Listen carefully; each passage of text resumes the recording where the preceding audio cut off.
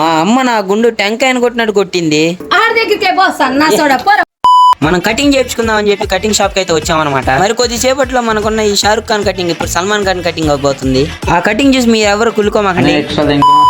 నేను గోలీ లప్పం కటింగ్ చేయించుకోవడానికి అయితే వచ్చామన్నమాట. ఎందుకు కటింగ్ చేయించుకుంటున్నాం లాస్ట్ లో చెప్తా. ఇక్కడ కటింగ్ చేయించుకోవడానికి వచ్చాము, ఫోటోలు దిగడానికి వచ్చాము, నాకైతే అర్థం కావట్లేదు. మా వాళ్ళు చూడండి అసలు ఒకసారి ఏం చేస్తున్నారు. సరే దిగే వాళ్ళు ఏమన్నా మంచిగా దిగుతున్నారంటే పొలాల్లో దిష్టి బొమ్మలకి డ్రెస్ చేసే వాళ్ళ దిగుతున్నారు.